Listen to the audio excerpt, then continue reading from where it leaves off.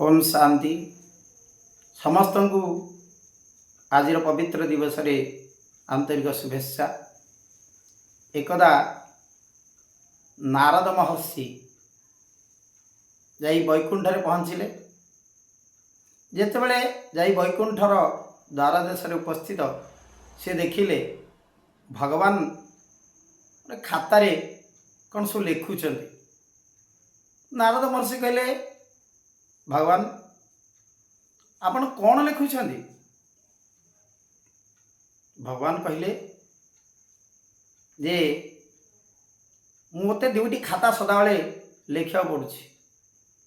गोटे खातार मु जी मते मन पकाए, जो माने मते मर्त्य मन पकाती मुझे नाम लिखे।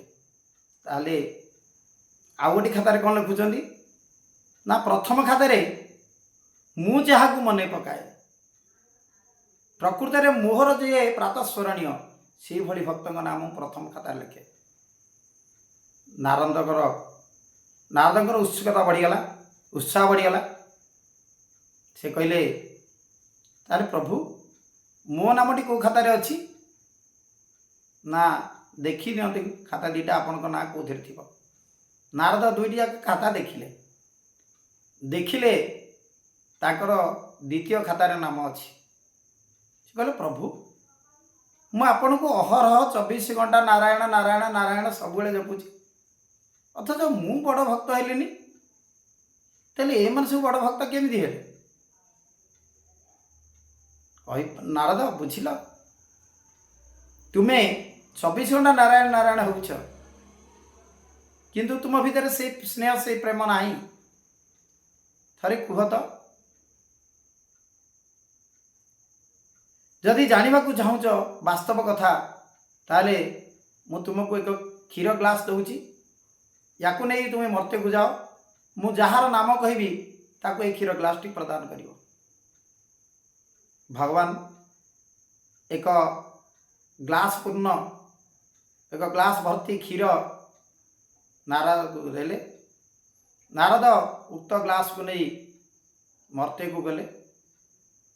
भगवान कही एक कृषक का घरे जाई पहुँचले।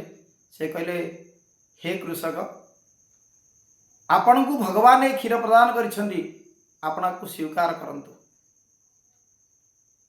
से कृषकटी कहला, भाई मते समय नहीं, आपण टिके अपेक्षा करंतु, मु वर्तमान कार्य को बाहरली, मोर चाष कार्य अछि, आसिला परे मु एको ग्रहण करिबी। नारद अपेक्षा कले। लोकटी चाष कार्य करी फेरिया परे नारद पुनर्बार कहले, याकू ग्रहण कर, मु फेरी जीवी। से कहला, आपण बहुत बाटर आसंतु, खाई पी विश्राम नवा, तापरे चिंता करिबा। तापरे से खाई पी विश्राम नहीं।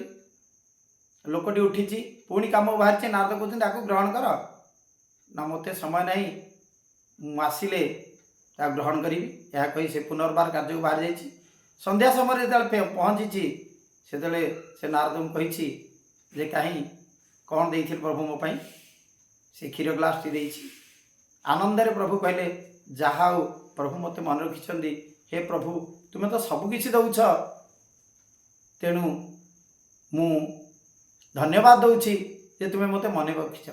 एति कही से दुई पद कही क्षीर ग्लास टी पी आराम रे सोईगला। प्रभात उठी नारद जिते जीवाक बाहर से कहला, जाओ। नारद आसी प्रभु पाखे पहुँचले। कहले, प्रभुजी आपण कहले से कृषक बड़, मु देखिली दिन सारा सी थरे भी आपण ना नेलानी। शोइबा को गला पदे दीपद कौन कहीदेला, से सी है बड़ आ मुगली सान। प्रभु कहले, नारद तुम्हें जिते क्षीर ग्लास टी धरिकी जाऊल से केते थर तुम नारायण कहीच ना? आज्ञा आपण कहीदेले ना बिंदुए क्षीर तले पड़ोनी बोली। तेणु मु कौन करी क्षीर ग्लास टाक धरी जाऊँगी, बारंबार चाहूली काले क्षीर पड़ज। तेणु मोर कर्तव्य थिला। ठीक बुझ नारद। ताले जी जो समय कर्तव्य करे तार लक्ष्य भ्रष्ट हवा भय से कौन करे ନା ଠିକ୍ କାର୍ଯ୍ୟ ଠିକ୍ ସମୟରେ କରେ। ତୁମେ ଯେମିତି ଲକ୍ଷ୍ୟଭ୍ରଷ୍ଟ ନ ହୋଇ କ୍ଷୀରଟିକୁ ତା ପାଖରେ ପହଞ୍ଚେଇ ତାକୁ ଦେଲ, ସେଇଭଳି ସେ ତାର କାର୍ଯ୍ୟ ଠିକ୍ ଲକ୍ଷ୍ୟ ଭାବରେ କରେ। ତେଣୁ ତାକୁ ସମୟ ନଥାଏ। ତେଣୁ ଶଯ୍ୟାକୁ ଗଲାବେଳେ ଅନ୍ତିମ ସମୟରେ ସେ ମୋର ନାମକୁ ଇ ସମୟ ନିଏ। ତେଣୁ ଯିଏ ପ୍ରକୃତରେ ସଠିକ୍ କର୍ମ କରେ, ଡ୍ୟୁଟି ଇଜ୍ ଗଡ୍, କର୍ମ ହିଁ ଭଗବାନ। ତେଣୁ ଯେଉଁ ସମୟରେ ଯେଉଁ କର୍ମ କରିବା କଥା ଯଦି ଆମେ ଠିକ୍ ସମୟରେ କର୍ମ କରିବା, ତାହେଲେ ଭଗବାନ ଆମ ଉପରେ ସନ୍ତୁଷ୍ଟ ହୁଅନ୍ତି। ଓମ୍ ଶାନ୍ତି।